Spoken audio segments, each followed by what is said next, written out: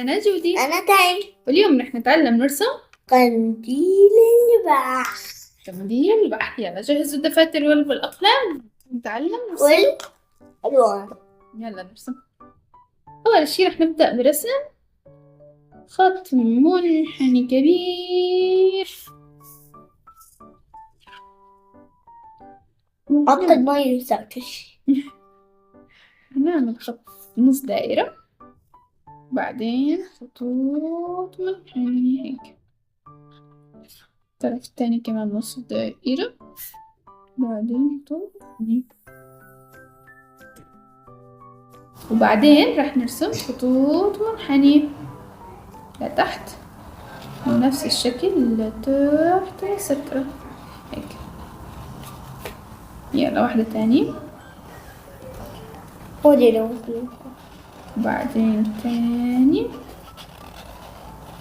نرسم واحدة ثالثة، نعمل واحدة قصيرة واحدة طويلة، واحدة قصيرة واحدة طويلة.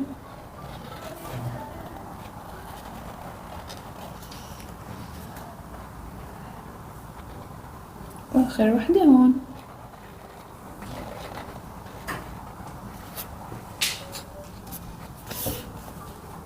بعدين رح نرسم العيون، دائرة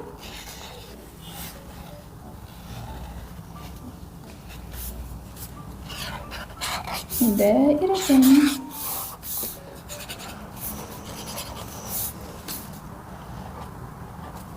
ورح نرسم هون دائرة دائرة دائرة.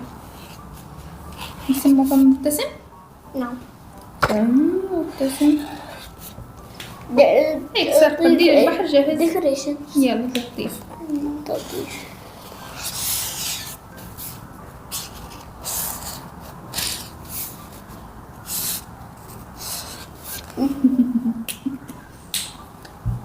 يلا خلينا نلون.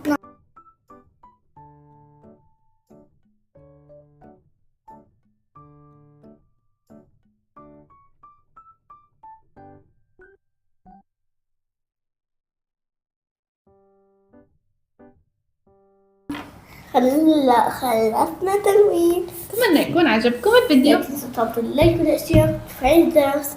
نراكم في الفيديو القادم. باي باي باي.